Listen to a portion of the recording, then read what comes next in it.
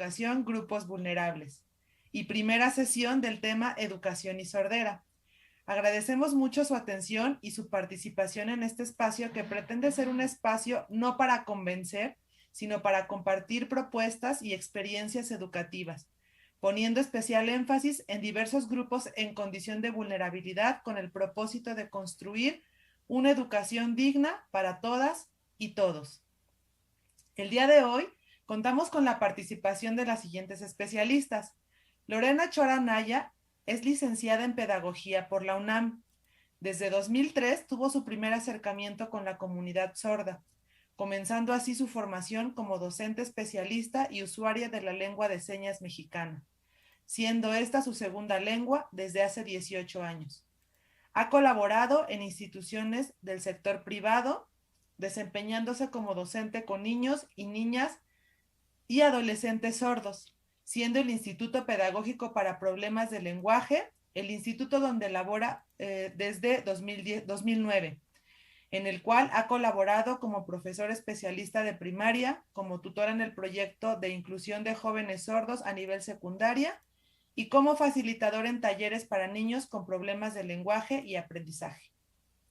Su amplia experiencia en el proceso de enseñanza de niños y adolescentes sordos le ha permitido participar como tallerista y expositora en la capacitación de maestros de diferentes estados de la República Mexicana, en el modelo educativo bilingüe. El contacto con la comunidad sorda, su constante capacitación y contacto con la lengua de señas mexicana le ha permitido convertirse en intérprete educativo, participando en diversos eventos y actualmente formando parte del equipo de intérpretes del proyecto Aprende en Casa. Muchas gracias, Lorena, por estar con nosotros. También nos acompaña Marcela Adriana Gómez de los Reyes. Ella es pedagoga, docente, especialista en el Instituto Pedagógico para Problemas de Lenguaje, IAP, y colaboradora en Favorecer para Crecer. Ha participado como promotora de la cultura y derechos de la comunidad sorda. Su amplia experiencia en el proceso de enseñanza de niños sordos le ha permitido desarrollar y participar como expositora y tallerista sobre el modelo educativo bilingüe para sordos. Continúa preparándose como maestrante en educación, docencia e investigación y formándose como intérprete sordo educativo, con la finalidad de contribuir a una mejor educación para los niños, niñas y jóvenes sordos de México. También nos acompaña Paula Ibáñez, intérprete de lengua de señas mexicana, quien estará realizando interpretación de manera simultánea. Muchas gracias a las tres por estar el día de hoy con nosotros. Y bueno, a partir de este momento les cedo la palabra. Recuerden que este es un espacio para exponer un tema, pero también para participar con preguntas, comentarios. Vamos a tener al final de la exposición una hora para que ustedes puedan plantear algunas dudas, plantear algunas ideas y hacer preguntas directas a las expositoras que nos acompañan el día de hoy. Muchísimas gracias. Muchas gracias, Gabriela. Muchas gracias. Este es un espacio para compartir pues un poquito de la experiencia que Marcela y yo hemos venido ganando durante estos años. Y bueno, prácticamente el día de hoy lo que queremos compartir son aspectos muy generales sobre este tema de la sordera, el cual es muy, muy amplio. Intentamos como apilar, mostrarles las cosas como más representativas, con la idea de dar un panorama general sobre lo que es la sordera y sobre las diferentes visiones, que eso creemos que es muy importante. Vamos a hablar de educación en la próxima sesión, pero creemos que es como muy importante primero pues hablar de manera muy general sobre dos visiones importantes. La primera sería la visión médica, de la cual, pues bueno, creo que se tiene mucho mayor conocimiento, es más difundido, y que, bueno, eso lleva también a tomar grandes decisiones sobre el aspecto educativo con los niños sordos.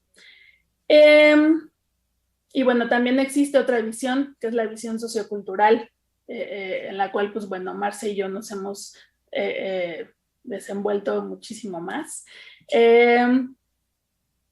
Y bueno, también antes de comenzar, como ya de lleno, me gustaría también agradecerle a Paula, que es nuestra intérprete de lengua de señas mexicana.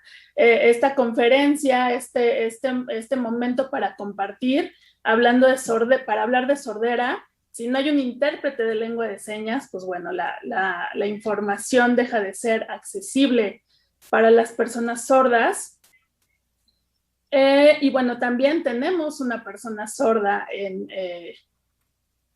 invitada, y bueno, ella es Marce. Entonces, bueno, por esa razón es tan importante la presencia de un intérprete que esté haciendo el trabajo de traducción lo más fiel posible en ambas lenguas, del español a la lengua de señas mexicana y viceversa. Y bueno, también cuando recibí esta invitación para hablar sobre sordera, lo primero que pensé es hablar de sordera sin una persona sorda. Creo que, pues bueno, se puede hacer, pero creo que es de vital importancia tomar en cuenta la opinión, tomar en cuenta la visión y las vivencias de una persona sorda que hoy también es maestra. Y bueno, para hablar de un tema así, pues no lo puedo hacer si no voy de la mano con mi compañera, con mi amiga, con mi colega, Marcela, que bueno, si ustedes observan también, la sordera creo que es como una discapacidad invisible. Si ustedes observan, no hay algo que nos avise que hay aquí una persona sorda. Vemos el recuadro del intérprete, está haciendo uso de la lengua de señas, pero no sabemos si hay alguien que lo necesite. Entonces ahí radica la importancia de que esté o no esté. En el momento en el que una persona quiera acceder a la información, pues lo va a poder hacer porque está el intérprete. Pero tampoco nos podemos dar cuenta a simple vista si una persona es sorda o no lo es. No sé si seguramente en el día a día se han encontrado con muchas personas sordas en el metro y nos damos cuenta cuando a lo mejor están moviendo las manos, como generalmente hay muchas personas que lo dicen, ¿no? Están haciendo señas. O a lo mejor van y se encuentran de espaldas a alguien y se dan cuenta que tiene un aparato. Pero muchas veces creo que en el momento es un poco difícil como saber cómo reaccionar. Y entonces, bueno, pues por eso nosotros estamos aquí, sí para hablarles de educación, pero también para hablarles de la parte social, que para las personas sordas es tan importante, sobre el acceso a la información, que también es primordial. Creo que últimamente se ha hecho muy presente el recuadro del intérprete. Los vemos todos los días en las conferencias matutinas, en las conferencias por la tarde, los vemos en el proyecto por el que optó la Secretaría de Educación Pública para llevar las clases a los lugares más recónditos del país, como es el proyecto de Aprende en Casa. Vemos un recuadro, vemos noticieros. Y bueno, esa es una parte de acceso para ellos, pero hay mucho más allá. Entonces, pues bueno, nosotros estamos el día de hoy para compartirles. Y el día de hoy vamos a hablar, como se los dije, de aspectos muy generales. Quiero compartirles un poquito como de la sesión en la cual nosotros vamos a tomar diferentes puntos a tratar. Y lo primero es que yo les voy a hablar un poquito sobre la visión médica Ajá, ¿qué pasa con la sordera? ¿Cómo es visto el sordo desde el punto de vista médico? ¿Qué pasa? ¿Cómo se clasifica? ¿Por qué la gente es sorda? Son aspectos como muy de médicos, pero que también son importantes para entonces tomar una decisión y determinar qué es lo que va a pasar con ese niño, con esa niña sorda en la parte educativa. Entonces, bueno, y posteriormente le voy a dar la palabra a mi amiga Marcela. Ella les va a hablar sobre otra perspectiva, la perspectiva sociocultural. ¿Qué pasa con el sordo? Que hay una comunidad de sordos. ¿Qué pasa con la lengua de señas mexicana? Ajá, ¿qué pasa con el término del bilingüismo, ser bicultural? Y también qué pasa con las etiquetas, cómo hablarle al sordo, cómo decirle, cómo llamarlo. Nos va a compartir su experiencia como persona sorda también. Y entonces, bueno, de manera general, de eso va la sesión de hoy. Si tienen alguna duda, si tienen alguna pregunta que hacernos, pues con mucho gusto vamos a tratar de compartir nuestra experiencia y nuestro punto de vista, ¿sale? Entonces, pues bueno, vamos a entrar de lleno. Y hablando de la visión médica, tenemos que pues hacer alusión a lo que nos dice la OMS, la Organización Mundial de la Salud. Y la Organización Mundial de la Salud nos dice que la sordera es la pérdida total o parcial de la audición en ambos oídos. Y esta pérdida se refiere pues a que la persona pierde la capacidad para oír. Ahí hay que ser como muy, muy claros en este término, ¿no? Oír. Ya sea de manera parcial, o sea, de manera total. Y bueno, la mayoría de las personas, lo que nos dice la OMS también, es que con pérdida moderada o pérdida grave, pues se encuentran en países pues subdesarrollados. Pero la verdad es que los sordos están en todo el mundo. Y bueno, hablando estadísticamente, también podemos retomar un dato de que en el mundo son 1.500 millones de personas aproximadas las que viven con alguna pérdida de audición. De las cuales 430 millones necesitan servicios de rehabilitación. Hay que tomar en cuenta como mucho estos términos porque, pues bueno, esto es de lo que nos habla la visión médica, ¿no? Hablamos de pérdida, hablamos de rehabilitación.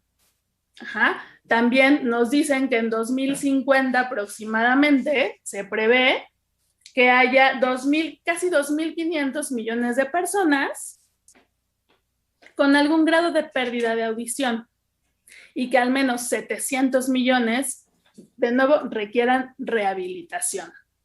Entonces, bueno, hay dos términos muy importantes que se mencionan: la rehabilitación y la pérdida. Y entonces, bueno, hay diferentes tipos de sordera.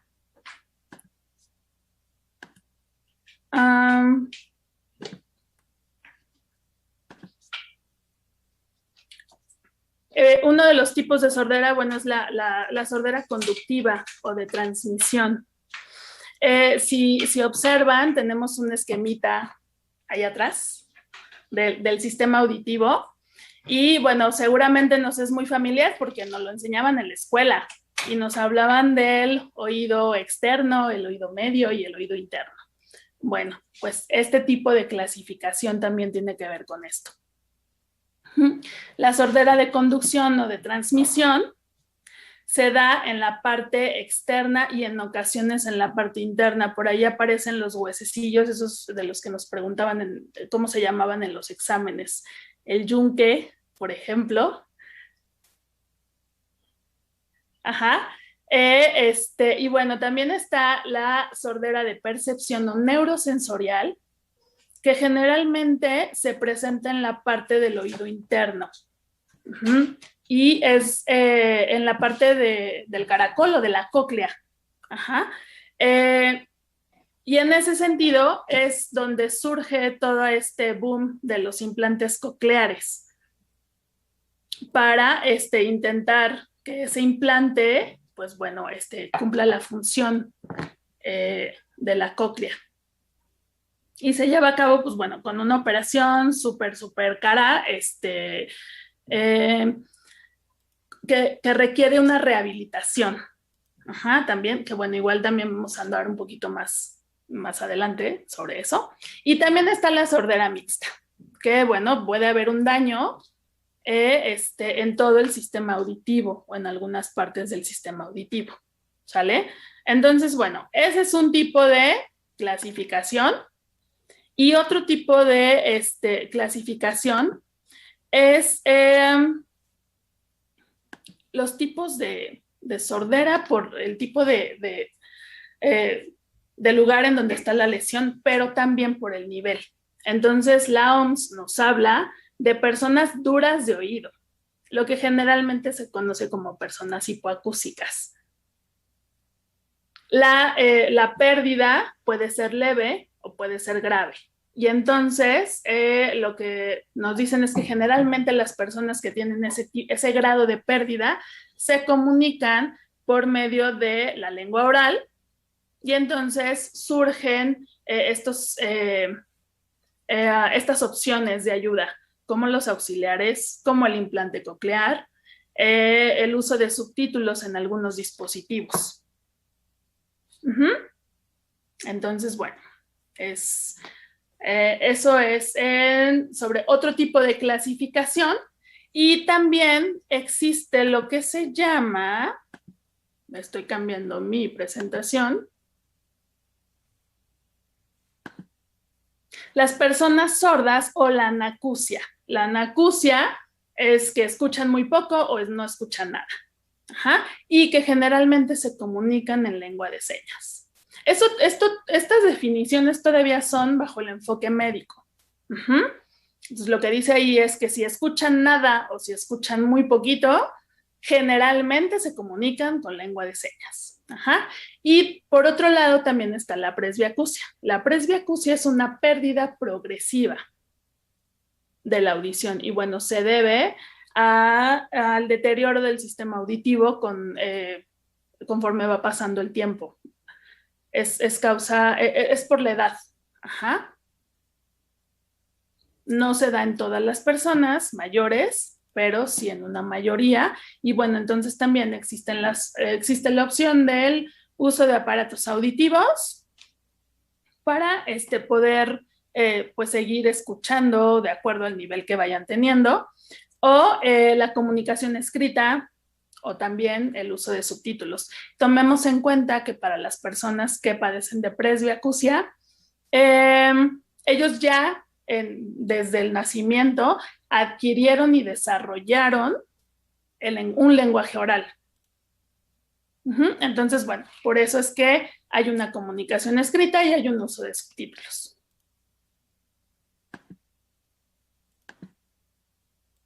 Y después, pues hay diferentes causas de la sordera.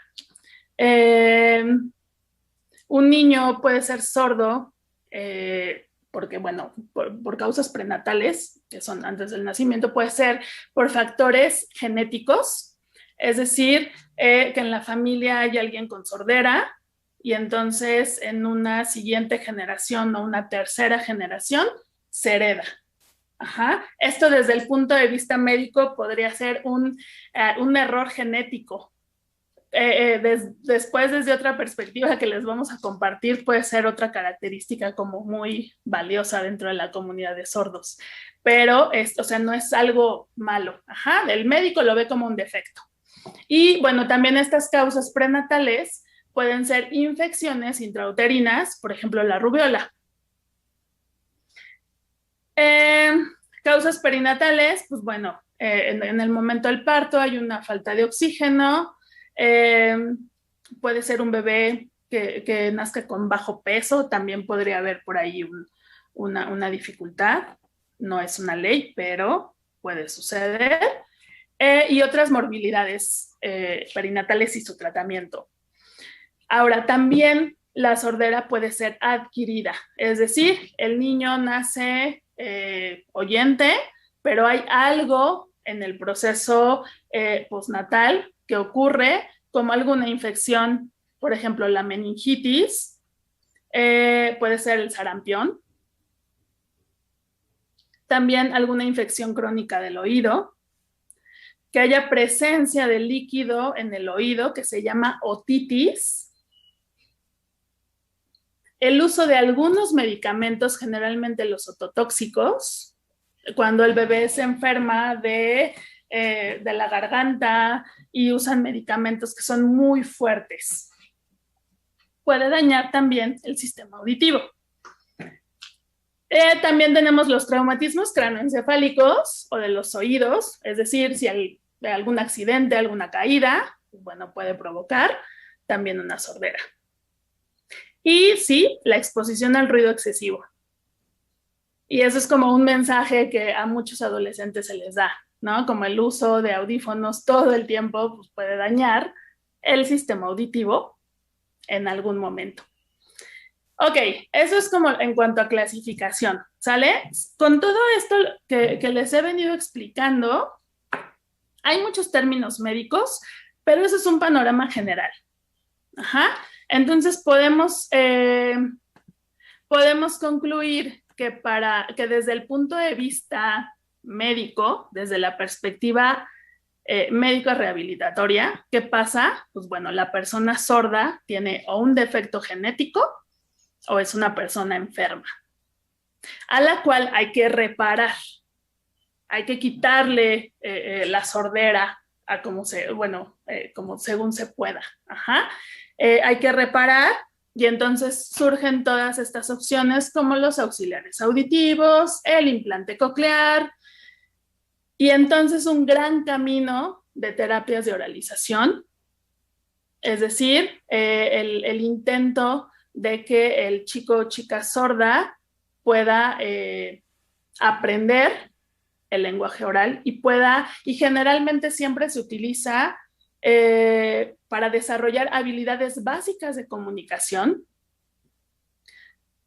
que lo pueda pues integrar en la familia, en la casa, como en diferentes contextos, pero poco se toma en cuenta la parte tan importante como es el socializar.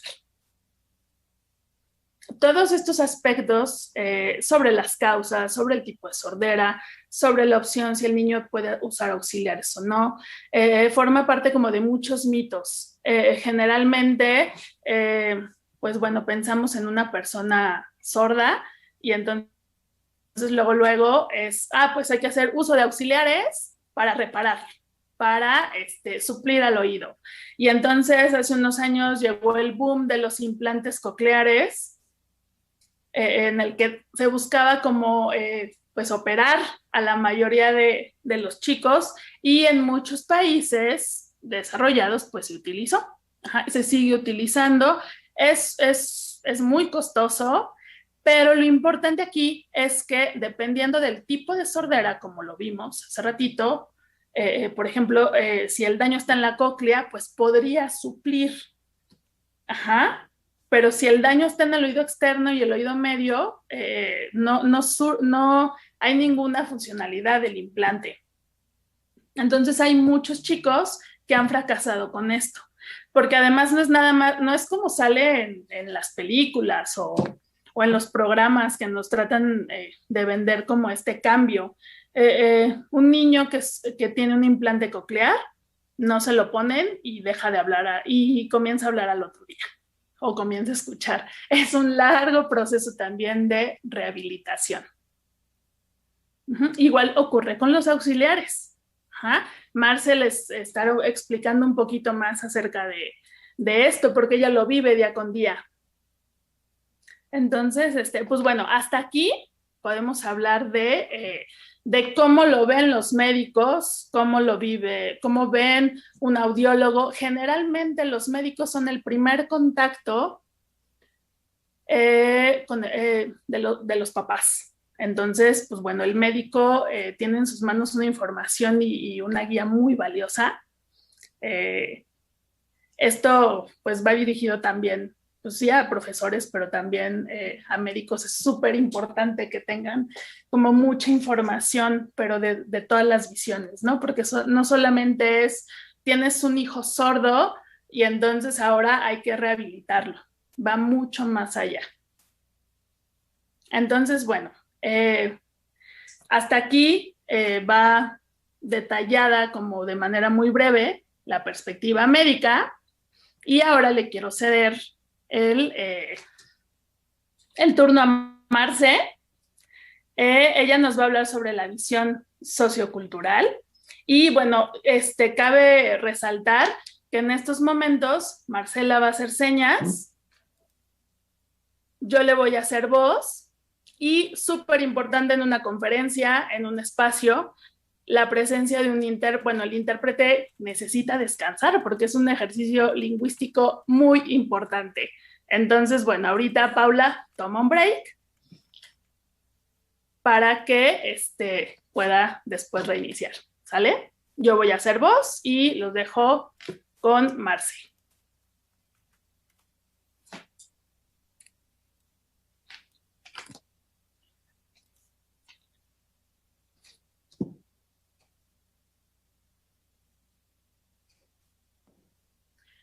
Bueno, pues quiero platicarles un poquito sobre esto.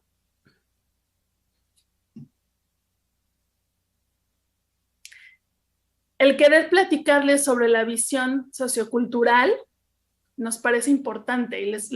¿Por qué nos parece tan importante? Es porque, bueno, las personas sordas forman parte de un grupo minoritario lingüístico desde este tipo de visión. Una persona sorda puede expresarse a través del arte, tiene su propia cultura, puede participar, desenvolverse de manera profesional en muchos aspectos. Y entonces, bueno, esa persona forma parte de esta comunidad. Anteriormente Lorena les había explicado acerca de la visión médica. Y la verdad es que, pues sí, efectivamente, los doctores, como parte de su formación, pues bueno, es mucho el curar, el reparar, el atender. Ajá. Pero hay una visión diferente. La visión sociocultural no busca quitar, sino dar, motivar y ayudar para que las personas sordas salgan adelante y puedan desenvolverse. Y lo primero es la presencia de un idioma. Nosotros como sordos tenemos nuestro idioma y bueno, aquí está aceptado por la ley, está reconocido legalmente la lengua de señas mexicana. Y los miembros de la comunidad de sordos, bueno, tenemos fechas importantes porque, y son como muy interesantes. Una de las fechas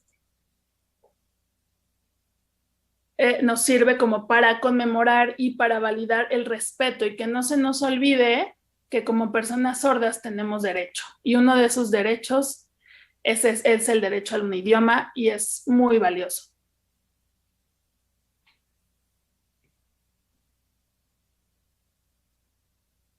Entonces, bueno, el 10 de junio se conmemora porque en el 2005, aquí en México, se decretó que la lengua de señas es un idioma y forma parte de los idiomas dentro del país, dentro del territorio nacional. Entonces, por eso es que es muy importante recordar esa fecha.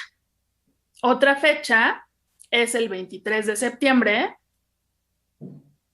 en donde se conmemora, no solamente en México, es el Día Internacional de la Lengua de Señas, de las lenguas de señas. Porque, bueno, las lenguas de señas existen en todos lados, en cada país. Hay lengua de señas brasileña, lengua de señas americana, lengua de señas alemana, lengua de señas argentina, y así como tantos países. porque pues, de igual forma existen los sordos en cada país. Y otra de las fechas es el 27 de septiembre, es el Día Internacional de las Personas Sordas. El 30 de septiembre es el Día del Intérprete o Traductor. Y por último, tenemos el 28 de noviembre. Y ese día es como de los más importantes y de los más especiales. Les voy a hablar un poquito como esta parte histórica, porque en 1867, cuando Benito Juárez todavía era presidente, se hace la firma para la creación de la Escuela Nacional de Sordomudos, así conocida. Y seguramente han visto el lugar en donde están, porque está muy cerca de Bellas Artes, en donde se edificó la escuela, fue frente al hemiciclo a Juárez, que era el ex convento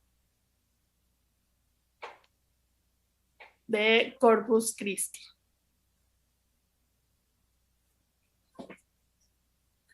Antiguamente hubo una escuela ahí, y era una escuela grande.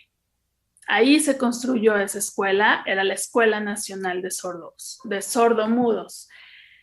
Y bueno, ahí había muchas familias que traían a sus hijos para que comenzaran a aprender lengua de señas y otras cosas. Entonces, por eso es que esa fecha es tan importante para los sordos mexicanos. Y bueno,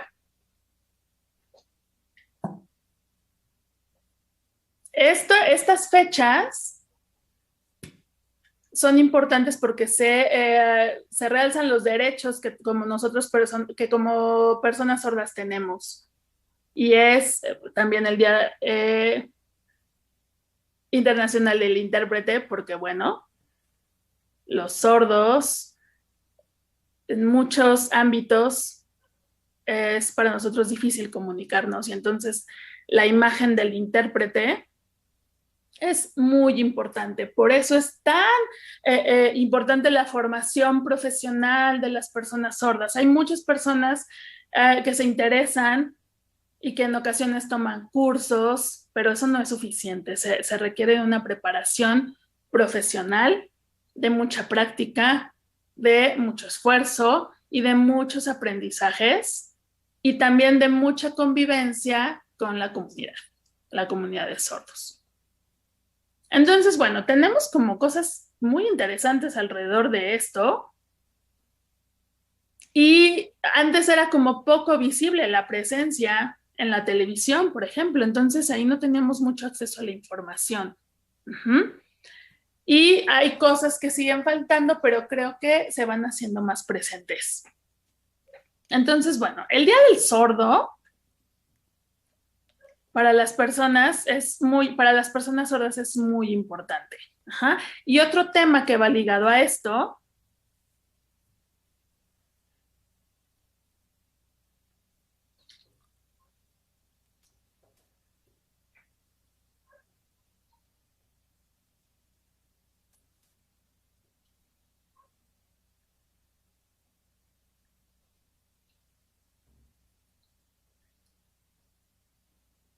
es el gran, ustedes seguramente siempre han visto, hay mucha información, hay muchos cursos sobre lengua de señas que se ofertan a veces, pero bueno, siempre hay que poner atención sobre, bueno, si lo presentan como lengua o lenguaje.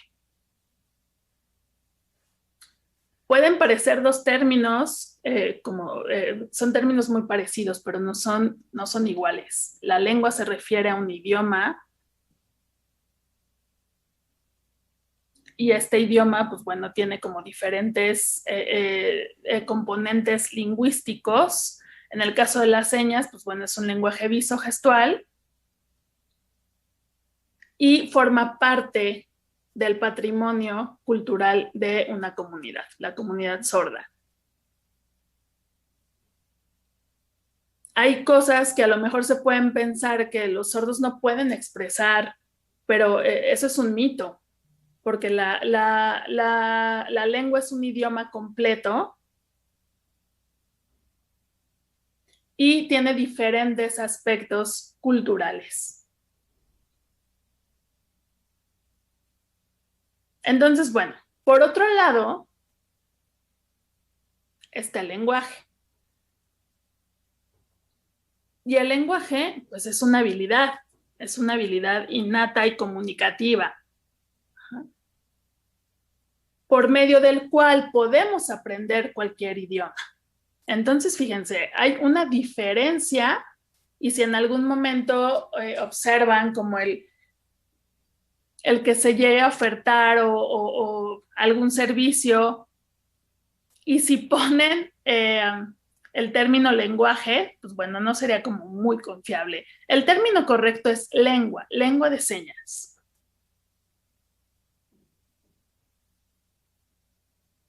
Y hay diferentes lenguas de señas. Hay muchas ideas, ¿no? Muchos mitos alrededor de estos temas. Y bueno, muchos piensan que hay una lengua de señas, hay una única lengua de señas, pero bueno, eso es un mito. Ese es uno de los mitos. Dependiendo de cada país, existe una lengua de señas. Pues porque tiene que ver con la parte cultural, con la parte de identidad. Entonces sería imposible poder tener un solo idioma para todas las personas sordas. Y bueno, otro mito que existe alrededor es que la lengua de señas puede ser mímica. Y bueno, pues no, tampoco. O sea, ustedes han podido como experimentar algún juego de mímica en las reuniones familiares y es algo totalmente diferente. Y otro de los mitos que son muy comunes es que la lengua de señas solamente sería la representación del abecedario y tampoco. Entonces es como muy importante compartirles que cada seña que forma parte de este idioma tiene diferentes características. Está la forma de la mano, está el punto de articulación, que es la parte del cuerpo en donde se hace la seña, está el movimiento que se realiza,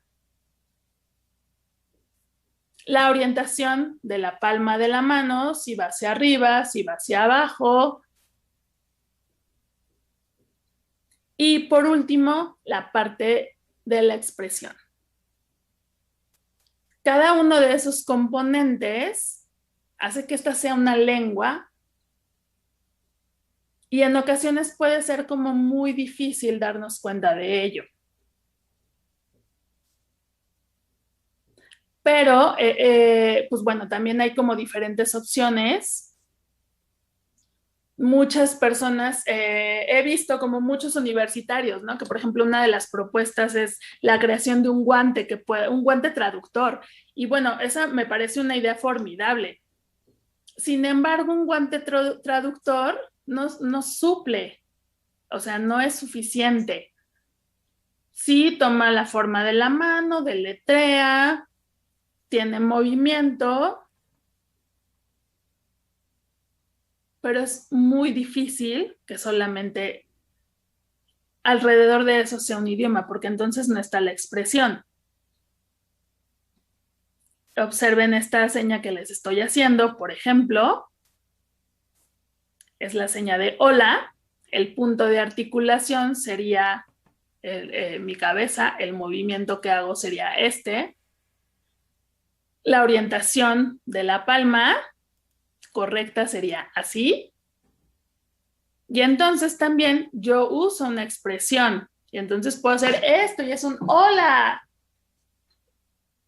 Entonces, bueno, por ejemplo, esta idea de los guantes traductores, creemos, sí es importante, pero también es importante que al momento de crear diferentes proyectos que pueden sonar muy padres, pero bueno, se dé como la investigación a fondo. Y bueno, hay otro mito en el que la lengua de señas y el español tienen la misma gramática. Y es un mito. el español tiene su propia gramática y es diferente a la gramática de la lengua de señas. Y entonces, bueno, muchas personas pueden pensar, pues yo puedo expresarme en lengua de señas porque ya tengo el español, solamente sigo el orden. Y entonces el niño sordo no logra tener estos fundamentos lingüísticos importantes que le permitan el aprendizaje de un segundo idioma.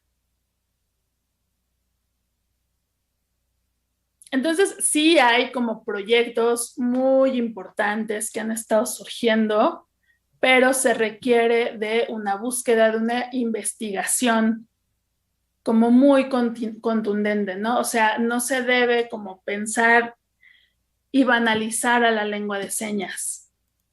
No es un idioma fácil.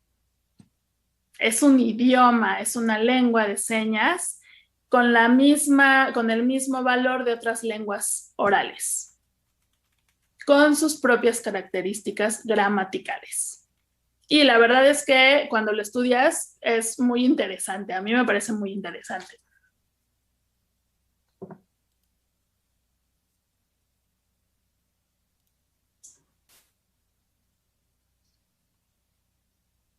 Y bueno, siempre una de las cosas es, híjole, ¿cómo le decimos a esas personas? ¿Cómo le decimos le podemos decir sorditos? No. Se les dice sordomudos, tampoco. Muditos es otra expresión, ¿no? Y bueno, desde la visión sociocultural, hay diferentes características de las personas sordas y que también se pueden catalogar. Un sordo semilingüe es aquel que creció sin una lengua, sin la oportunidad de adquirir la lengua de señas y que entonces se intenta durante todo este tiempo oralizar. Y cuando se ve que no hay éxito en la comunicación, porque las ganancias y las habilidades de oralización no son óptimas, no puede adquirir un idioma. Hay un sordo oralizado. Ajá. Quienes, pues probablemente a lo mejor nacieron oyentes, pero por diversas causas pudieron perder la audición y entonces, bueno, pueden tener como esta ganancia y esta habilidad para oralizar y cuando son sordos adultos pueden comunicarse de esta manera.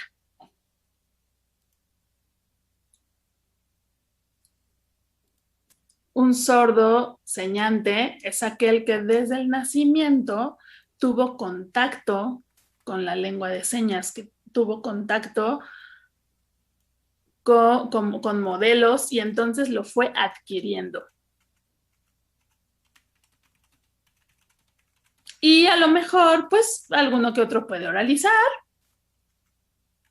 Y por último tenemos a un sordo bilingüe.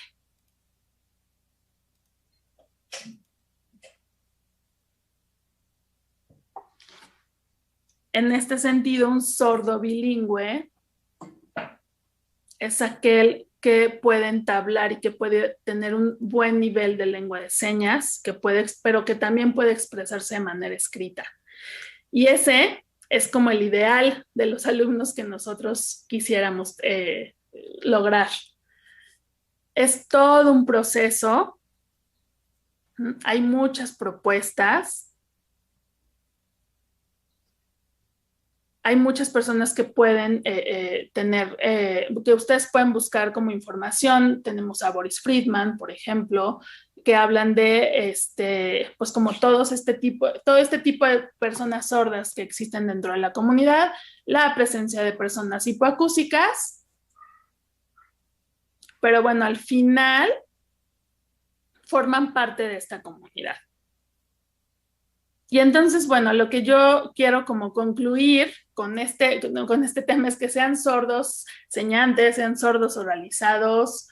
Lo importante siempre va a ser que se puedan comunicar, que puedan tener un desarrollo óptimo del lenguaje. Y que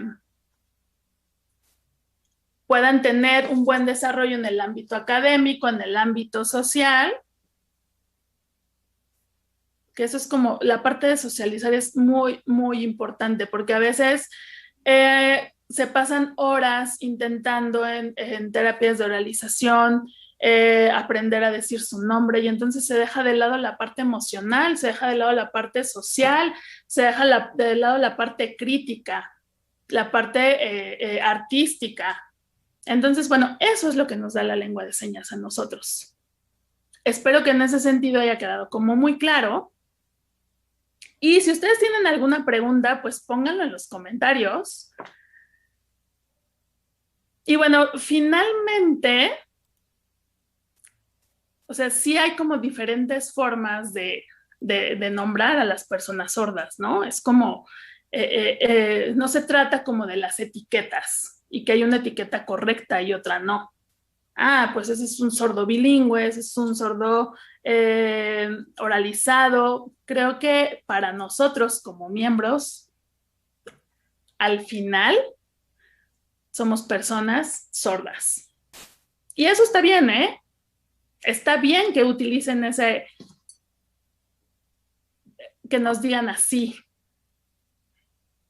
Somos personas sordas. Pero bueno, sí comprendemos que, pues, en ocasiones puede parecer, de acuerdo a la visión, puede parecer como un poquito como extraño, ¿no? Pero la verdad es que dentro de la comunidad nosotros nos asumimos así. Y también, pues bueno, después de eso, pues también vamos teniendo una seña. Y bueno, yo el día de hoy les quiero hablar un poquito como de mi experiencia.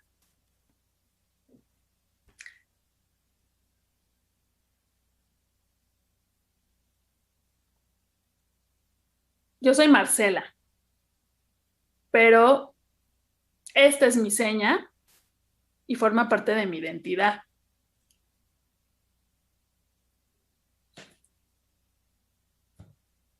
Perdón, no sé, comento si yo voy bien o de pronto me emociono mucho como hablando y no sé si voy bien si va bien el intérprete a mi ritmo.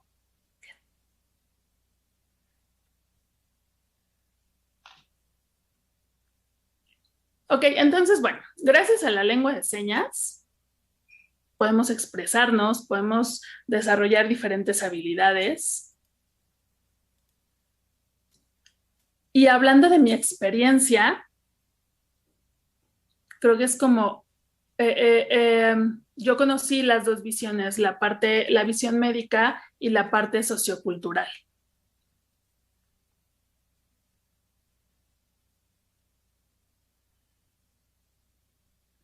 Bueno, observen eso. En la parte histórica, pues siempre se utiliza, ¿no? Como el antes de Cristo y el después de Cristo.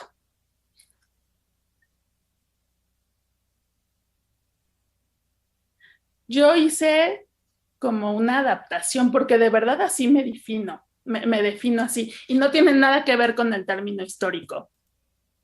Para mí ha sido de vital importancia para mi identidad y reconocimiento como persona sorda. Mi antes de la lengua de señas es que, bueno, yo nací oyente y más o menos como a los 5 o 6 años me enfermé de paperas. Y bueno, pues todo este proceso de llevarme al hospital, me dieron gentamicina, que es un medicamento muy fuerte,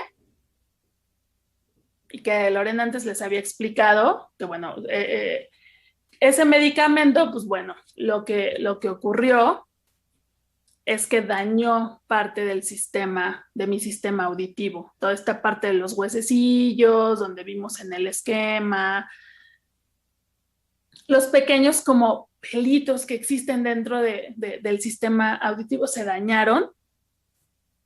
Y entonces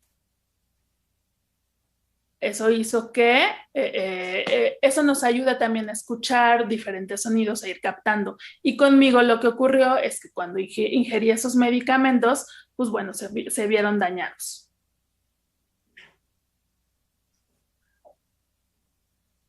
Y esa es la causa por la que yo soy sorda.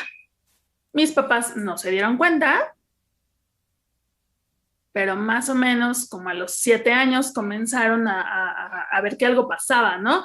Y podían pensar que mi abuelita pensaba que yo era como muy rebelde o que no hacía caso. Cuando ponían el despertador, yo podía seguir dormida y no pasaba nada. Pero entonces mi abuelita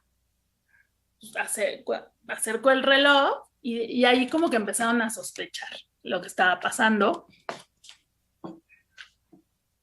Y bueno, yo fui a una escuela regular. Entonces, la parte social tiene mucha importancia, porque, por ejemplo, cuando yo en la mañana iba a la escuela y en la tarde iba a mis terapias. Y entonces en la escuela, pues te encuentras con chavitos que te dicen, ¿por qué usas ese aparato? Y yo les dije, pues es que soy sorda, ¿no? Y entonces surgen como muchos mitos alrededor. Ajá. Pues es por falta de conocimiento. Y entonces llegaron a pensar que a lo mejor la sordera podía contagiarse, ¿no? Y entonces eso fue como una experiencia que a mí me ocurrió. Entonces, en esa parte fue como muy difícil el socializar y tener amigos. Pero algo que me ayudó muchísimo es que me encantaba la lectura. Entonces, pues si no socializaba con nadie, pues yo me ponía a leer. Y la verdad es que en ese momento yo le doy muchas gracias a la lectura porque ese fue mi acercamiento con el mundo. Y entonces la forma en que me comunicaba era por medio de la lectoescritura. Y fui desarrollando diferentes habilidades.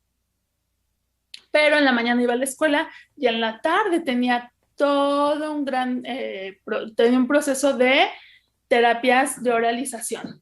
Y bueno, sí, es algo que me sirvió. Hoy por hoy puedo oralizar, pero la verdad es que todo el día me la pasaba ocupada, me la pasaba entre la escuela, me la pasaba entre terapias y no tenía tiempo para jugar, para socializar, para encontrarme con otras personas.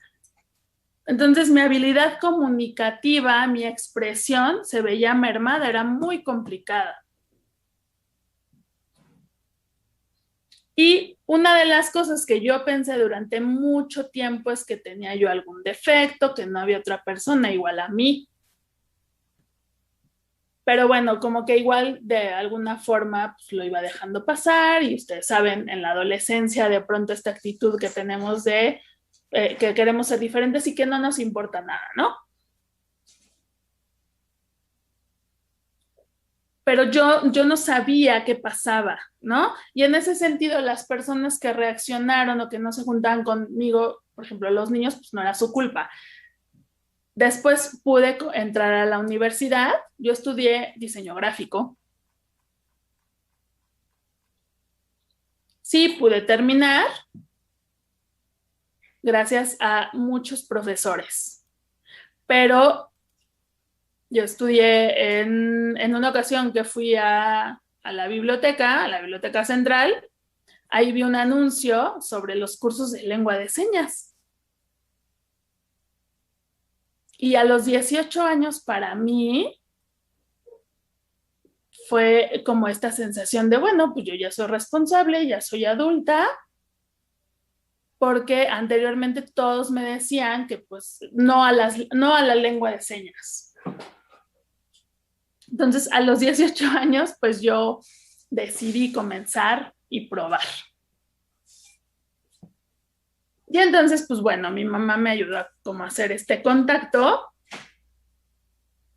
porque en ese tiempo no éramos tan independientes con el uso del celular, por ejemplo, y mi mamá me ayudó a hablar. Entonces, pues bueno, se comunicó, le dieron información y yo estaba como muy deseosa de ver qué información le decían. Y hoy por hoy, gracias a esa llamada, me doy cuenta que ahora ser independiente es muy, muy importante, ¿no? Hay como muchas cosas que después igual les voy a explicar, en las que sigue habiendo como muchos obstáculos. Y en los que necesito como ayuda de muchas personas, ¿no? Pero a los 18 años, a mí me cambió la vida gracias a la lengua de señas mexicana. Fue un cambio muy importante en mí, porque gracias a que fui aprendiendo la lengua de señas, me empecé a dar cuenta que no era una persona con ningún defecto, que era una persona sorda y que esa era una de mis características. Igual que otras personas usan lentes, bueno, igual que otras personas usan lentes, yo podía usar un aparato auditivo.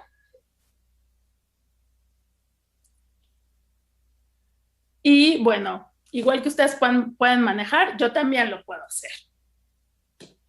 Yo manejo automático, por ejemplo. Si ustedes pueden viajar, pues es una experiencia padrísima que yo también puedo hacer. He podido también estudiar. Soy una persona sorda que puedo hacer muchas cosas. Y lo único que no puedo hacer, pues es escuchar. Pero hay muchas otras cosas que podemos hacer. Y eso fue lo que descubrí en ese momento. Y fue como se me abrió una ventana en donde empecé a conocer muchas cosas de mí. Me di cuenta que era sorda, que podía aprender lengua de señas. Y entonces ese es como mi tiempo después de la lengua de señas. Es algo que me ha dado la oportunidad de estudiar, de trabajar, de comunicarme con mi familia, de ser más independientes. Y bueno, hay algunas cosas que pues hacen falta aquí en México, ¿no? Hablábamos un poquito como de la parte de la banca electrónica, ¿no? Que sigue siendo como muy necesario al momento en el que tenemos que hacer algún trámite y que todo tiene que ser forzosamente por teléfono, pues no podemos tener acceso.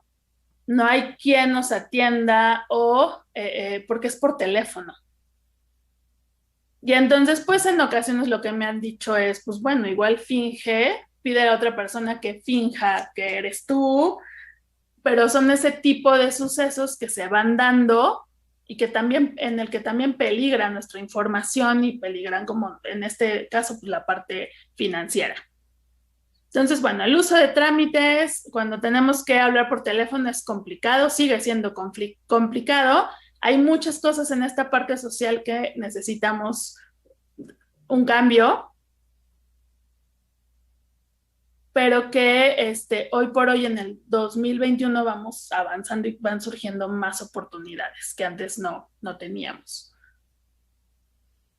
Y bueno, que pues yo espero que en un futuro próximo pues puedan seguirse solucionando y la parte educativa es muy importante. Porque la comunidad de sordos es lo que necesita. Y entonces, bueno, hoy la verdad es que no quiero como seguir hablando de mí, es la parte de mi experiencia que puedo compartir, todas las dificultades, pero también los aciertos. Y pues bueno, para mí ha sido importante la lectura porque a mí me ha permitido seguir estudiando en línea. Para mí la educación presencial es complicada, pues porque los maestros oralizan, hay veces que me pierdo mucha información, o recuerdo cuando se volteaban al pizarrón a escribir y yo no me podía comunicar y no podía tener ese mensaje por parte de los maestros. Y bueno, ahora con el uso de las tecnologías también todo va siendo mucho más fácil, no todo al 100%, pero hay como muchas oportunidades. Entonces, la parte escolar, pues también es algo en lo que yo he tenido oportunidad de estudiar en línea.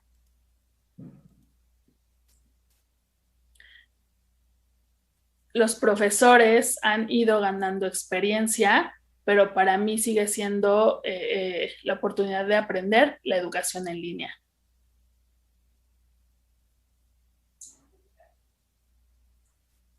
Entonces, bueno, hay como mucho, sigue siendo complicado, de pronto el uso de intérpretes, ¿no? El uso de intérpretes puede ser una excelente opción, pero pues el costo de un intérprete es muy justo y valioso, pues porque se paga por su tiempo, se paga por el apoyo, y entonces es como una responsabilidad muy grande el papel del intérprete. Y tiene que ser, pues bueno, un intérprete profesional que se esté preparando, que tenga buen nivel en lengua de señas. Entonces, bueno, como en la parte educativa, las personas sordas tienen necesidad de aprender. Hay diferentes estrategias, hay diferentes técnicas que se tienen que utilizar. Y en México aún no tenemos un proyecto como tan exacto para trabajar. Es como algo muy parecido a lo que pasa con las comunidades indígenas. Entonces, bueno, yo creo que sí debe haber ahí como un cambio en las políticas educativas, en las políticas públicas también, para ir mejorando el sistema educativo. Y bueno, pues es todo un proceso también de aceptación, ¿no? Porque no queremos ser igual a los oyentes. Cada uno tiene sus características. Y entonces, bueno, con base en eso es cómo se tienen que hacer las adecuaciones y tomar en cuenta los aspectos culturales y lingüísticos también.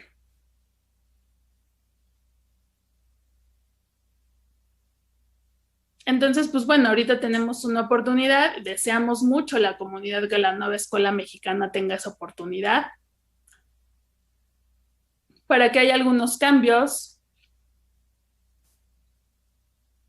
El tema de la inclusión en México es complicada.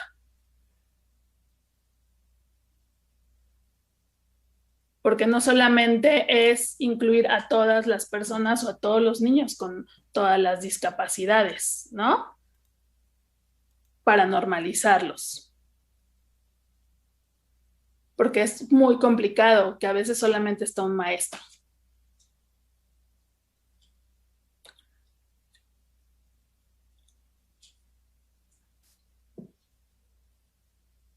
Y bueno, ese tema sobre educación es mucho más complejo que hacer una ensalada. Es verlo desde el punto de vista también profesional y ver a todas las demás personas.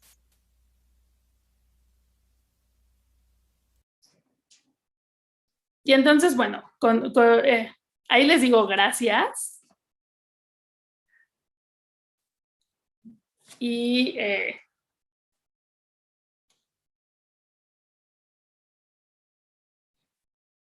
súper. Bueno, el día de hoy fue como dar aspectos generales. Un poquito Marce habló de su experiencia, la cual creemos muy valioso, porque eso nos da la pauta para que entonces en las siguientes sesiones podamos hablarles de manera muy general, porque es muy extenso, la parte educativa. Hoy Marce comenzó con un poquito más, pero bueno, la próxima semana nos extenderemos y hablaremos sobre cosas, sobre la importancia de la lengua de señas en la educación, el perfil del maestro. Marce es una maestra sorda, yo soy una maestra oyente, pero las dos tenemos que cumplir un perfil. En eso ahondaremos la próxima sesión. Y pues bueno, creo que por el día de hoy así concluimos la sesión de hoy. Gaby, no sé si haya como algún comentario, tengan alguna duda. Sí, muchas gracias Lorena, muchas gracias Marcela. La verdad es que bueno, ahora ya me siento imposibilitada de poder justo comunicarme con Marce y ahora puedo darme cuenta de lo importante, ¿no? Que es, yo soy profesora de bachillerato y pienso justamente cuál es la capacidad que yo tengo, por ejemplo, y cuáles son las características que debería tener para poder comunicarme, ¿no? Pues en un lenguaje de sordos, ¿no? Yo la verdad es que personalmente nunca he tenido o nunca me he dado cuenta, ¿no? Que a mí me impresionó mucho la entrada que hiciste, ¿no? Porque generalmente nosotros no nos damos cuenta, ¿no? Sí por el aparato, sí por algunas características, pero solamente por eso, ¿no? Y yo ahorita, ¿no? Con la mano en la cintura podría decir o sea, yo nunca he tenido a un alumno o a una alumna sorda, pero la verdad es que no sé, no sé por qué o sea, no me podría haber dado cuenta si no es por todas estas cuestiones que tú ahora bueno, que ustedes ahora nos comparten. Entonces, realmente me parece fundamental que como actores educativos, como profesionales de la educación, pero no solamente, pues podamos considerar estas características, ¿no? O sea, las podamos considerar que hay personas sordas y que esas personas sordas tienen características muy específicas, pero además tienen maneras distintas, ¿no? Maneras específicas también de poder comunicarse, ¿no? Y es una pena, pues, que no seamos capaces de mirar eso a simple vista, ¿no? O de considerar eso como parte de nuestras experiencias docentes y de nuestras capacidades docentes. Nosotros tenemos dos preguntas, un comentario que no sé si es comentario o pregunta, pero te lo voy a leer tal cual. Asmodeus Balam dice, los implantes cocleares son a edades muy, muy tempranas. Esta pregunta, bueno, surgió desde la primera parte de tu exposición, o bueno, este comentario, te digo, no entiendo yo muy bien, ¿no? Ajá. Pero te lo dejo a ti porque seguramente tú sabes responder a esto, ¿eh?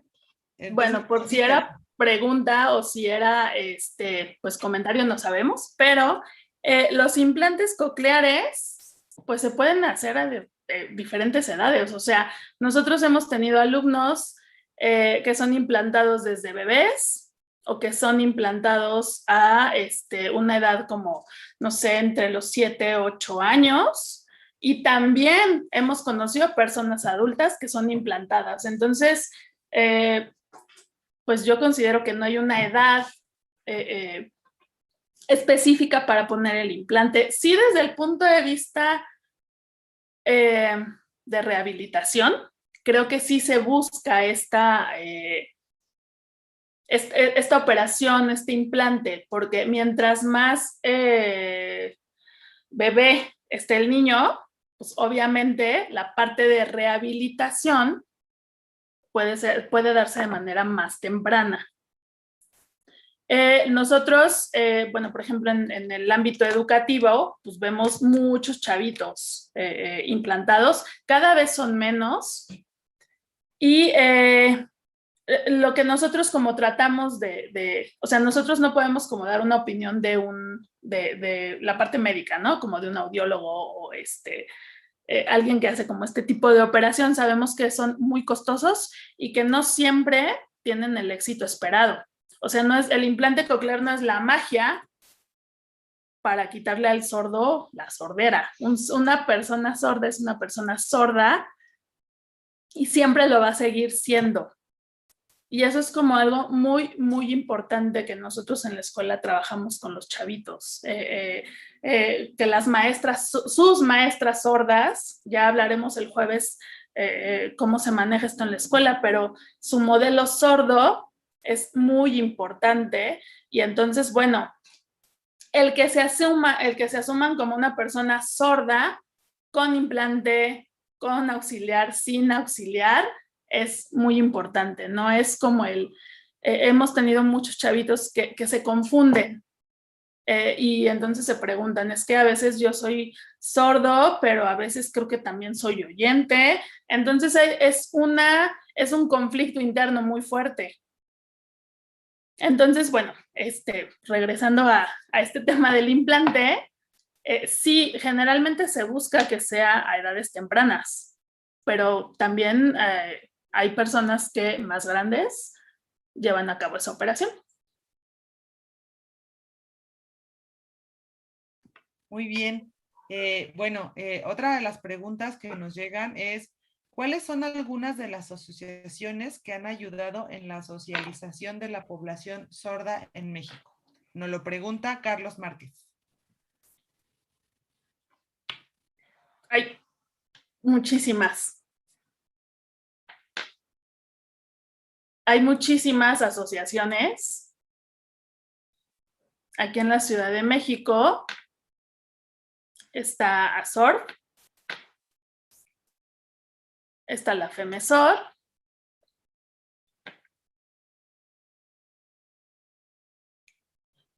esas asociaciones también están en diferentes estados de la República.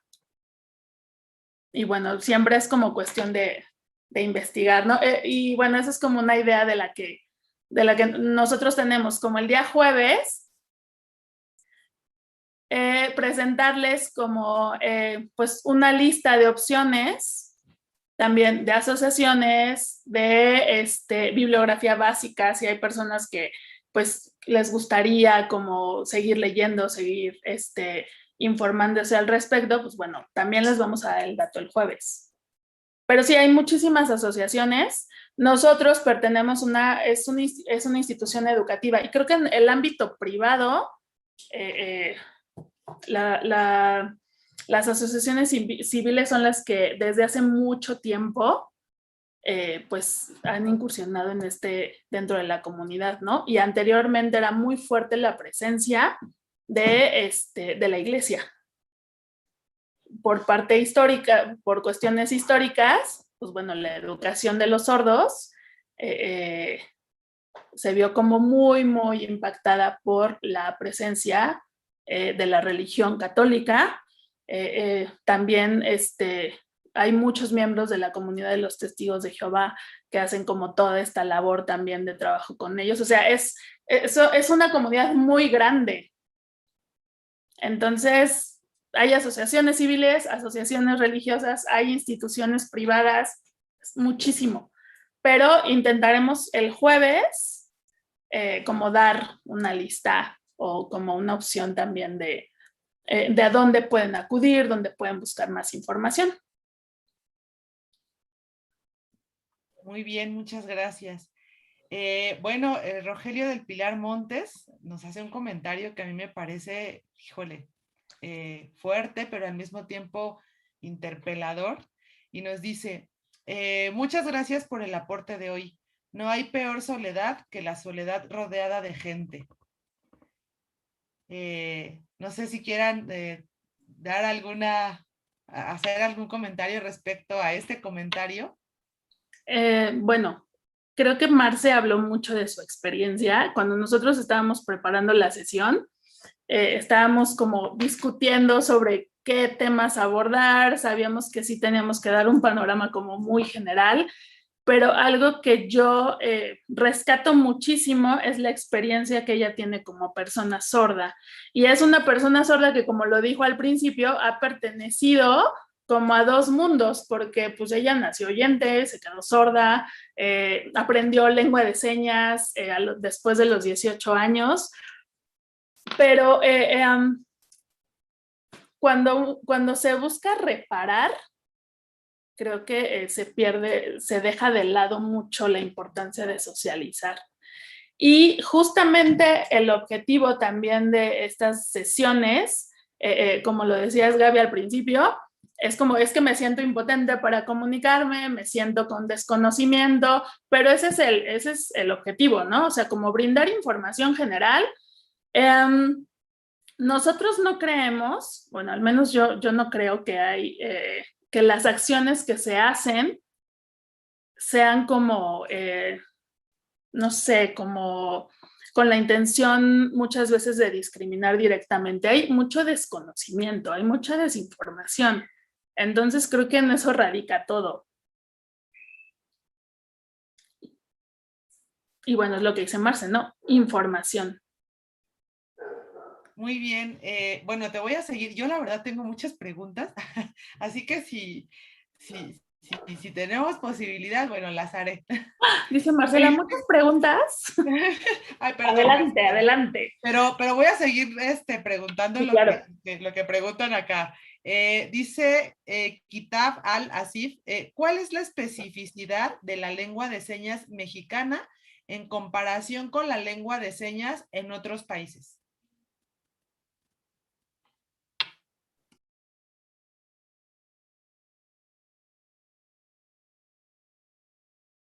Uy, pues son muchas.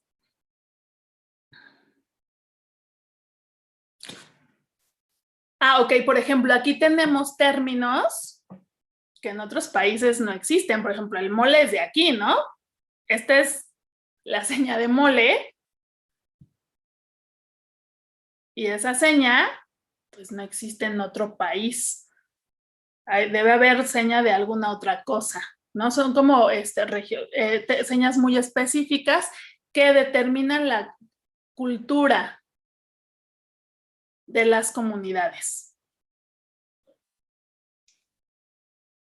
Yo, por ejemplo, conozco la lengua de señas mexicana, y entonces, por ejemplo, en lengua de señas mexicana eso es amigo. En Estados Unidos está la lengua de señas americana, esto es amigos, o es friends. Y entonces no hay por qué, o sea, no hay señas iguales. Entonces, esa parte es como muy rica también cuando tienes contacto, gracias al internet, con otras personas, porque puedes ir aprendiendo diferentes visiones, diferentes señas, diferentes, algunas cosas, por ejemplo, en Brasil, en Finlandia, no sé.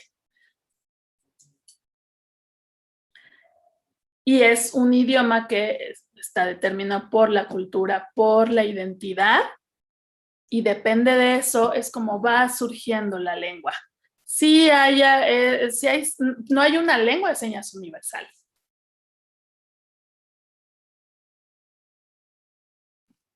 Muy bien, muchas gracias. Y bueno, aquí les mandan un saludo. Norma Narváez dice, maestra Marcela, qué gusto verlas.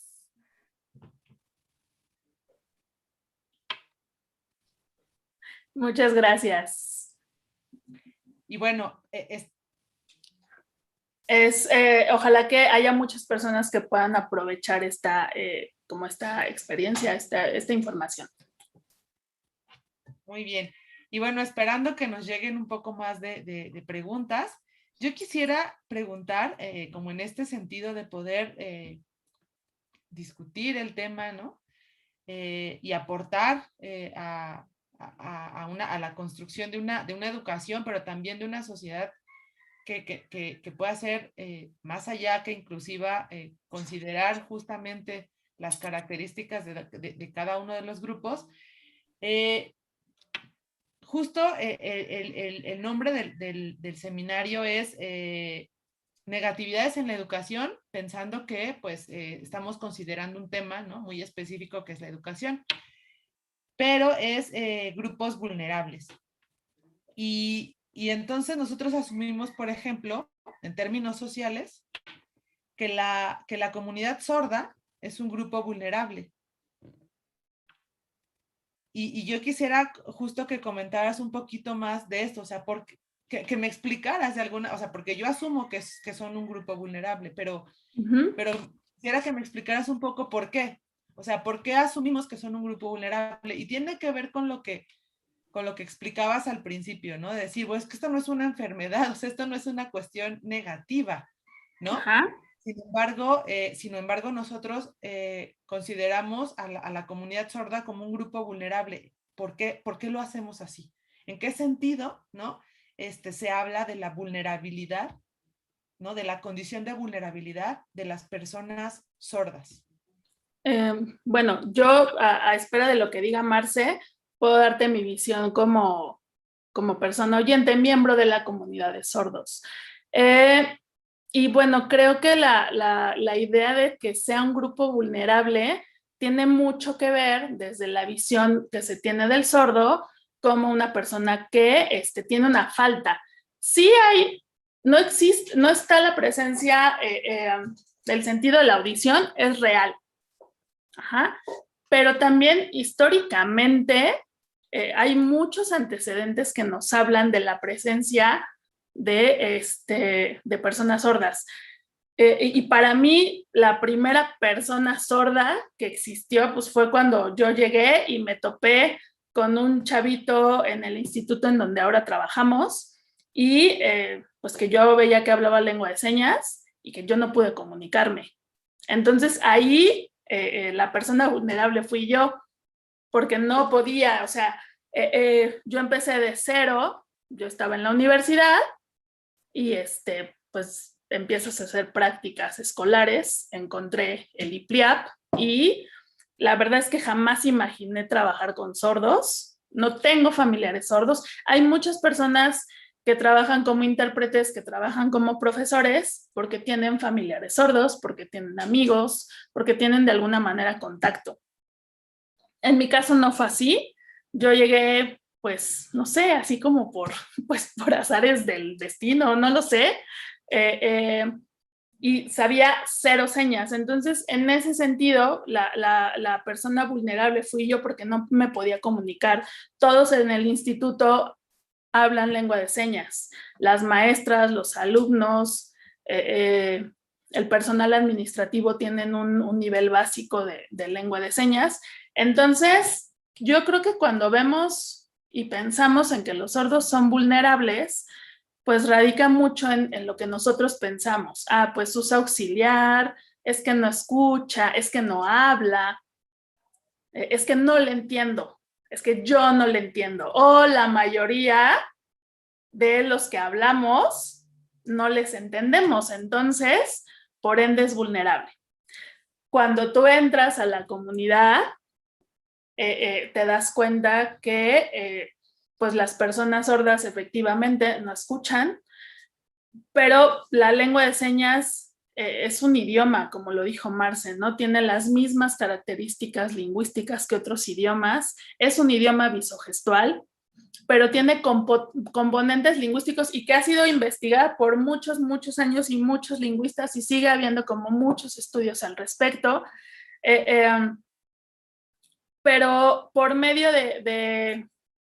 es como el patrimonio como más importante de la comunidad. Y entonces cuando entras a la comunidad, te das cuenta que hay escuelas, te das cuenta que hay maestras sordas. Mi colega es una de ellas, es una persona profesional, es una persona sorda y que ella ha tenido como ido buscando sus propios recursos para poder llegar a un nivel de licenciatura, para ahorita poder estar buscando una maestría. Pero entonces yo no veo la parte vulnerable, ¿no? Veo la parte de dificultad, como lo hablaba hace ratito Marce, ¿no? O sea, cuando quiero hablar y arreglar mis finanzas o porque voy a ir al extranjero y necesito el contacto en la banca electrónica, ahí es donde dice, me siento vulnerable. Pero es parte de un desconocimiento, o sea, ahorita ya está entendiendo todo, porque está Paula, está un intérprete. Entonces, bueno, no sé, creo que vemos al sordo vulnerable cuando pensamos en la falta. Eso es lo que yo te diría. Hay arte en la comunidad, hay eventos, hay conferencias. Ahorita con lo de la pandemia ha habido muchísimos, muchísimos eventos, hay mucha visibilidad del intérprete, sí.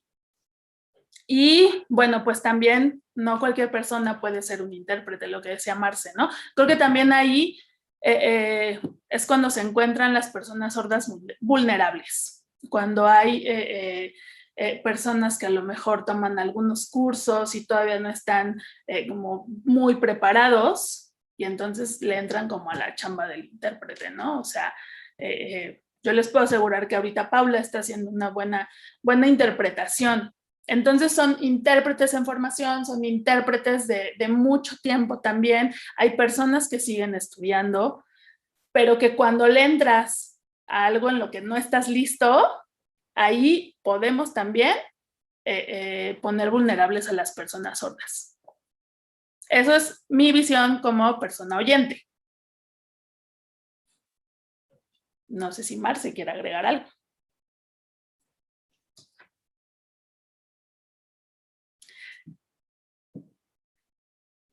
Esto, bueno, también de los grupos vulnerables, es mucho ver cuando vemos al sordo como persona con discapacidad, ¿no? Y no como persona con habilidades. Yo soy una maestra, tengo alumnos sordos y entonces yo me encargo de dotarlos y de ayudarles a desarrollar diferentes habilidades hasta donde vayan creciendo y ellos estén conmigo, ¿no? Entonces ahí sí yo no les veo vulnerables en ese contexto, porque van teniendo muchos aprendizajes con algunas limitantes, sí, en ocasiones. Ajá. Pero si yo de entrada no confío en ellos, yo los veo como, pues pobrecitos, son sordos, no tienen futuro, ahí sí es donde se muestran vulnerables.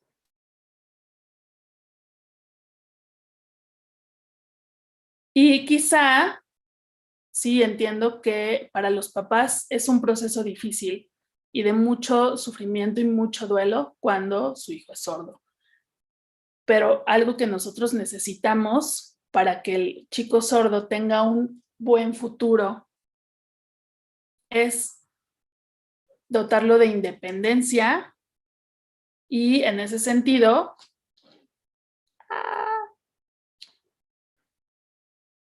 se nos congeló un poquito, Marce.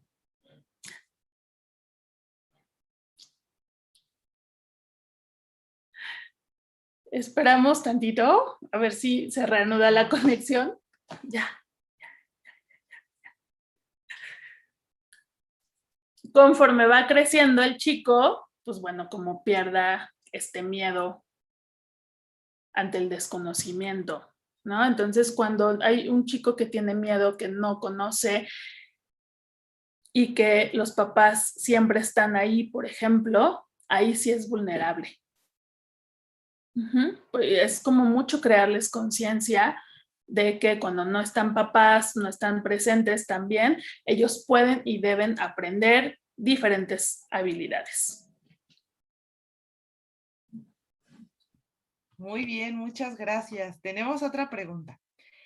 Kitab Al-Asif dice también, ¿ya se habló de la amabilidad de las ciudades en México con los sordos? Vivo en California y el botón peatonal del semáforo tiene vibración y voz para indicar el paso. Pues aquí en México he visto, pues está como el sonido, pero eso es una adaptación para las personas con ceguera. Vibración, no, yo no he visto, pero bueno, también los sordos son muy visuales. Entonces, ahí el uso del semáforo, pues también es muy visual. Sí, yo no he visto, bueno, Marce nos está, como esta adaptación en las tecnologías que hay, ¿no? Por ejemplo, en el celular que tiene esta lucecita para que ella vea cuando le llega un mensaje o la parte de la vibración, en ese tipo de tecnologías existen. Las ciudades, pues no. No, digo, todo es como por medio de la parte visual.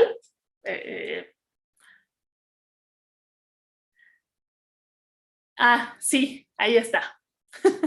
cuando hay un sismo y yo puedo ver a mucha gente que está corriendo, pues yo puedo, pues me doy cuenta, pero la verdad es que se pueden como enojar conmigo, ¿no? Así de es que te quedaste y no tenías que salir y pues, pues es que sonó la alerta. Y pues eso es algo que no, ahí yo sí puedo expresar, o sea, pues no es mi culpa, no es nuestra culpa.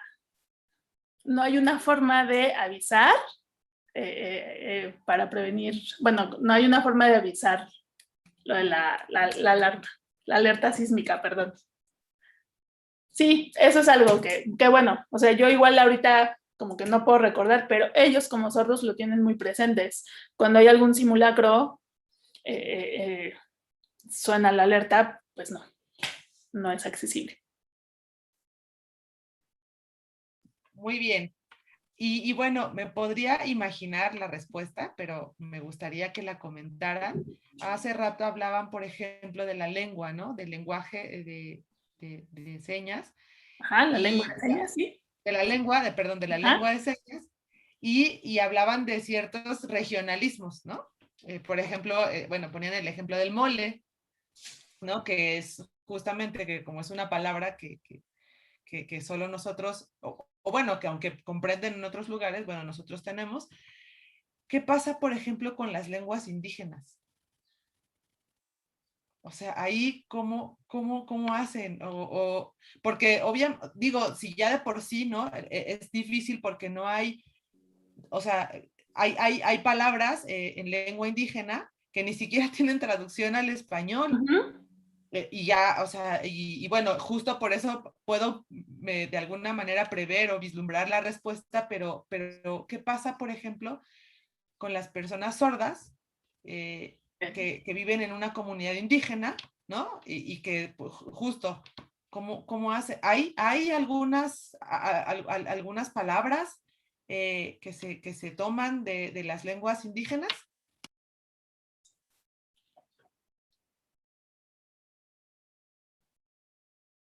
Yo lo que sé, o sea, yo conozco a una chica que se llama Evelyn.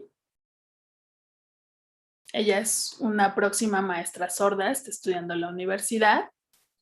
Y hace poco, la verdad es que me contaba una experiencia padrísima, porque en su comunidad, en Veracruz, es una comunidad indígena, pues no, o sea, no hay. Ok. Sí hay una persona sorda en esa comunidad. Y pues los papás creo que tienen cierta pérdida, ¿no? Pero pues bueno, no hay lengua de señas. Y entonces, bueno, llegó una maestra de USAER.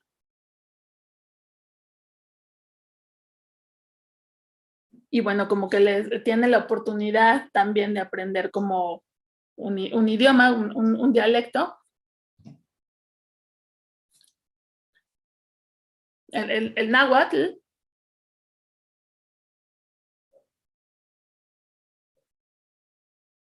Las señas caseras que pudiera desarrollar. Y cuando contactó con la maestra, comenzó a aprender un poquito de lengua de señas y un poquito de lectoescritura. Entonces ahí estamos hablando, pues como casi de 5 idiomas, 5 lenguas. Entonces ahí el papel del maestro fue como muy importante dentro de ese contexto. Y gracias a esta chica, pues bueno, que ahorita está estudiando, gracias a eso, ella ahorita está estudiando en la universidad y quiere titularse como maestra. Entonces esa es una de las experiencias que yo conozco. Y pues estaría como muy padre que en muchas otras comunidades se diera eso, ¿no? Sí, generalmente sucede, pero sí hay algunas regiones, hay una lengua de señas maya. Y bueno, se ha estado investigando muchísimo, hay muchos lingüistas. En Chicán, ajá, es una población que se llama Chicán. Y bueno, en el que también había como muchas personas que eran sordas, o sea, era una comunidad indígena con personas sordas, porque ahí el factor hereditario pues, era como muy predominante. Entonces, se desarrolló esa lengua de señas. También ha habido como muchas investigaciones al respecto, pero la verdad es que son los menos, ¿no? Entonces, pues sí, tu pregunta sí es como muy, muy interesante, porque imaginamos, o sea, un chico sordo que generalmente son pocos los chicos sordos que crecen en familias sordas y que, como lo decía Marce, su lengua de señas, la lengua de señas es su lengua materna, pues porque crecen viéndola, ¿no? O sea, nosotros adquirimos, ya no hablamos mucho de eso, pero hay una diferencia entre adquisición y aprendizaje. La adquisición de un idioma es natural. Nosotros adquirimos el español por el contexto en el que nos desarrollamos, escuchando a mamá, escuchando a papá, hablar a los familiares. El español deja de ser una lengua de señas natural para el sordo, porque obviamente pues no escuchan, no la adquieren de manera natural. Entonces, cuando se intenta oralizar al niño, ahí entra en juego no una adquisición, sino un aprendizaje de una lengua que no es de fácil acceso. Entonces, imagínate, hay muchos sordos, la mayoría creo, crece en familias oyentes, generalmente son la única persona sorda en su familia, y entonces la parte de comunicación pues se ve muy mermada ahí, ¿no? Porque a veces es complicado entre lo que sí o no deciden, que sí vaya a una escuela con lengua de señas, que sí aprenda o mejor oralizamos, se pierde mucho tiempo, se pierde un periodo crítico de adquisición que es muy importante y hay ocasiones en los que hay muchos chicos sordos también con dificultades de aprendizaje, pues porque hubo ahí un periodo de tiempo muy importante para una adquisición de la lengua de señas. Entonces, si eso pasa con chicos sordos que crecen en las ciudades, que crecen pues sí, como en las ciudades, en otros estados de la República, imagínate lo que pasa cuando hay algún sordo dentro de su comunidad. Se ve aún más, yo creo que hay más dificultad para la parte educativa, porque también generalmente un sordo que forme parte de una comunidad indígena o esté presente, por ejemplo, en una ciudad, hay muchos niños sordos que llegan a la escuela sin señas y ellos han desarrollado su propia lengua, es la lengua casera. Entonces, o sea, sí hay forma de comunicarse con papá, con mamá, pero no es una lengua como tal, ¿no? Muy bien, muchas gracias. Espérame, ya. Es que de pronto también se me fue a mí el internet, algo está sucediendo. Una pregunta así de amateur.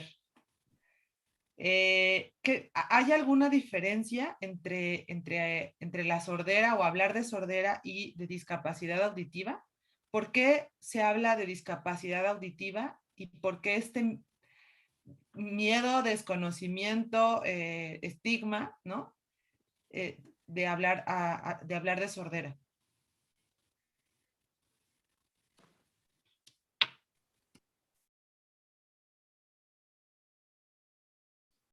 Pues justamente tiene que ver con eso que explicábamos.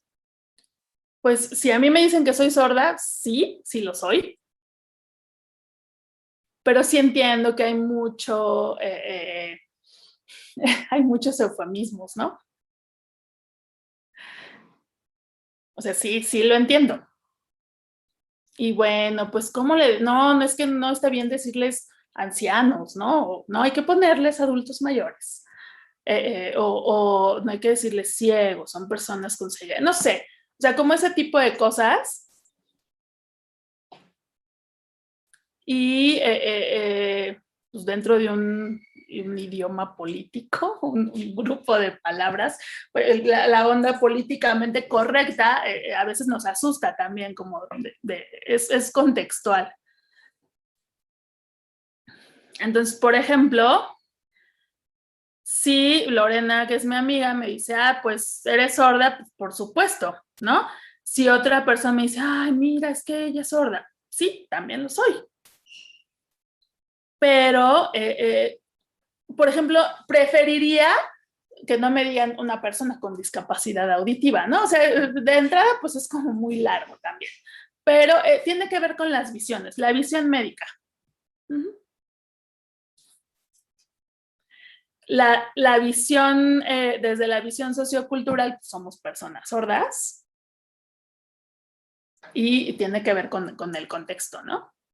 Y entonces, pues también era algo que quería aclararlo, ¿no? Si nos dicen personas sordas, nos dicen que somos sordos, no nos vamos a sentir mal, no están, no nos están como insultando ni nada. Es contextual y depende de la visión, ¿no? Médica se usa más como persona con discapacidad auditiva. Y ya dentro de la comunidad, o sea, pues sí, son personas sordas, pero pues no pasa nada. Muy bien, muchas gracias. Y bueno, ya una última pregunta, como para invitar a quien nos está escuchando y viendo. En términos de educación, por ejemplo, ustedes hablan de que son maestras, ¿no? De personas, de niños y niñas sordos. En términos educativos, digamos, cuando un niño o una niña va a la escuela para aprender la lengua, el lenguaje de señas, o hay un programa, digamos, así como general, donde van y aprenden todos los contenidos, por ejemplo, de las escuelas regulares. O sea, en términos educativos, ¿no? Cuando un niño o una niña va a la escuela, solo va a aprender la lengua el lenguaje de señas, o si hay, digamos, todo un currículum que justamente se considere todos los aprendizajes, pues así en general, ¿no? Así como, sí, todos así matemáticas y estas cuestiones. Okay. Bueno, en básica, ¿no? Y bueno, sí, en educación media superior, pues lo que corresponda y así. Bueno. Ok. Es muy interesante esa pregunta. Desde mi experiencia en la escuela en la que trabajo, los niños no necesitan ir a clases de señas y aprender a deletrear y a decir mamá, papá, no. Se da dentro de un contexto natural la adquisición de un idioma. Nosotros, por ejemplo, cuando ahorita que estamos tomando clases en Zoom, pues la forma en cómo nos comunicamos, la lengua de señas, ¿no? Entonces, o igual también podemos irles dando señas, nos preguntan. Si tú quisieras aprender, por ejemplo, espérame.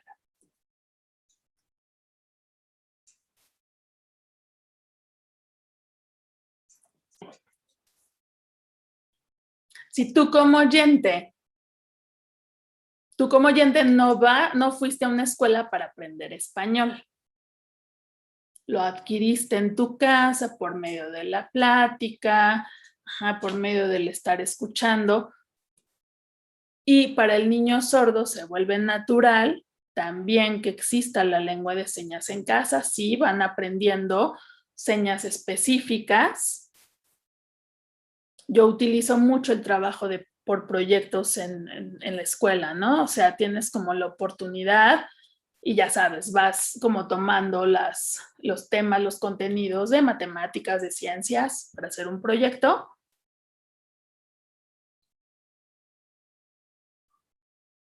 Y entonces puedes vincular proyectos, por ejemplo, con la parte, con el contenido de historia, ¿no? Entonces yo puedo estar trabajando un proyecto sobre los 500 años para conmemorar la llegada de los españoles, ¿no? La conquista. Entonces, dentro de ese tema, pues tienes la oportunidad para trabajar diferentes contenidos de lengua de español, de matemáticas, y así vas organizando tus clases. puedes meter geografía,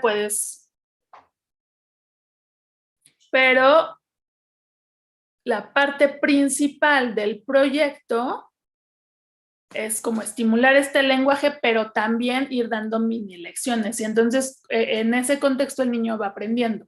Ajá. Yo lo que diría es que, bueno, como te comentaba, una gran mayoría de los chicos sordos crecen en familias oyentes, en donde la lengua de señas no se desarrolla y no está presente de manera natural. Entonces, muchas veces, por ejemplo, el instituto en el que nosotros trabajamos, más allá de adquirir los contenidos de un aprendizaje académico, la escuela se vuelve el contexto en el que el niño desarrolla su idioma. Entonces es un doble trabajo. Y nosotros en la escuela, todas las clases, somos una escuela incorporada a la Secretaría de Educación Pública, cumplimos con los contenidos, pero la forma en la que nos comunicamos todo el tiempo es en lengua de señas. Ese es nuestro idioma principal. Para transmitir no solamente la parte social y de información que a veces al chiquito le falta, porque en casa no lo tiene de manera natural, porque también además el proceso de aprendizaje de lengua de señas por parte de los papás es pues a veces como muy, muy, muy lento, ¿no? Por cuestiones de duelo, por cuestiones de trabajo, o sea, es multifactorial. Pero entonces la escuela se convierte en eso, el espacio donde el niño desarrolla su lengua de señas, se comunica, socializa, hace amigos, pertenece, desarrolla este sentido de pertenencia a una comunidad y también aprende los contenidos que marca el sistema. Muy bien, muchas gracias. Yo realmente les agradezco y bueno, supongo que la gente las personas que nos están viendo, nos están escuchando, también agradecen esta participación y compartir la experiencia y compartir no solo la vivencia, ¿no? Porque no solamente es la cuestión de la experiencia del trabajo con las niñas y los niños en la escuela, sino también en el caso de Marci, en tu caso, y en el caso seguramente de Paula, también la vivencia, ¿no? Que les ha dado la capacidad para poder hablar de este tema. Entonces les agradecemos mucho. No hay más preguntas, pero, sí, dice que hay una última pregunta. Espérenme tantito. Es que apenas me está llegando. Dice Samuel Grijalva, ¿qué tan difícil es adquirir un aparato auditivo en zonas rurales?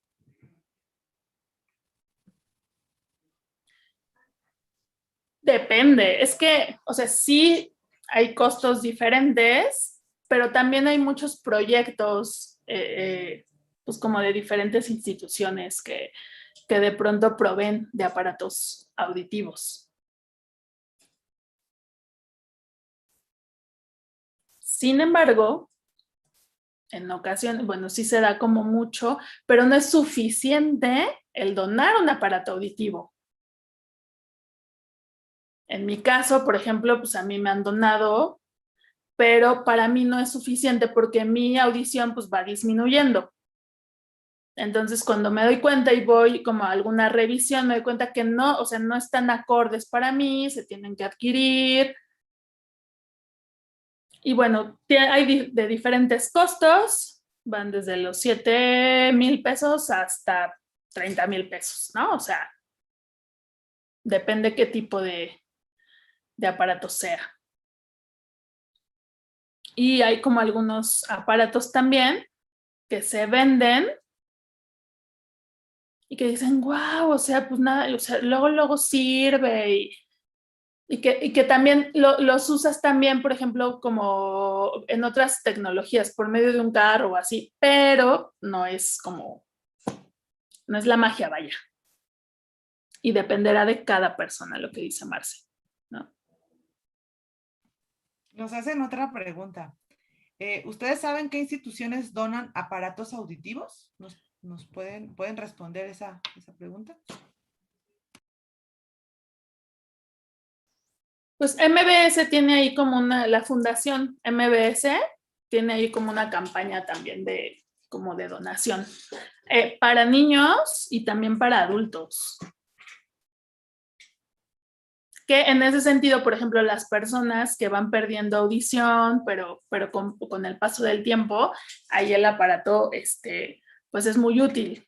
Entonces, bueno, Fundación MBS sí tiene una campaña ahí como muy continua de la donación.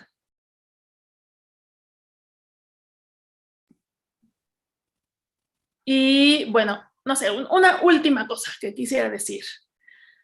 Adquirir un aparato auditivo requiere de muchos cuidados, ¿no? O sea, porque se puede caer, se puede dañar con el sudor. Entonces sí, se requiere de mucho cuidado. No nada más es donarlos y ya, bueno, ya.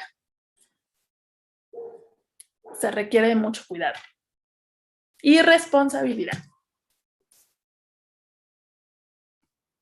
Muy bien, muchas gracias. Pues, bueno, reitero mi agradecimiento y pues nada más para terminar, nos pueden adelantar un poquito de lo que vamos a, ya nos los dijeron en esta presentación, nos pueden adelantar un poquito de lo que vamos a ver o de lo que vamos a escuchar también el próximo jueves.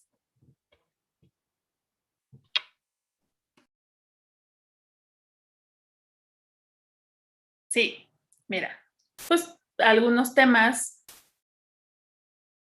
que van como muy encaminados a las estrategias o al aprendizaje, cómo aprende un niño sordo. Y que bueno, no aprenden igual que un niño oyente. Vamos a hablar un poquito sobre el uso pues, de proyectos, de cómo se vinculan a las necesidades de las personas sordas.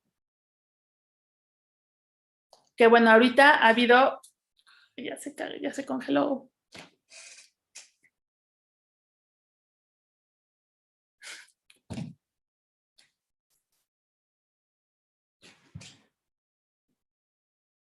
Son diferentes estrategias de enseñanza, el proceso de enseñanza-aprendizaje, como ha habido como muchos cambios, ¿no? Y bueno, les hablaremos un poquito más del modelo, ya hablando en términos, pues, la onda del bilingüismo, por qué el niño sordo es bilingüe, por qué se habla de esta parte educativa, por qué la lengua de señas tiene que estar presente en la escuela y qué pasa con el español, que para nosotros siempre es como el gran...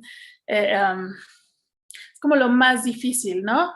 Para el niño sordo y para nosotros maestras también al enseñar. Lo que pasa con el español, porque el español no es un idioma natural y por ende el proceso de lectoescritura es todo, es todo un rollo, es de mucho tiempo, de muchas estrategias, de mucho, de estar el trabajo con el niño sordo, ¿no?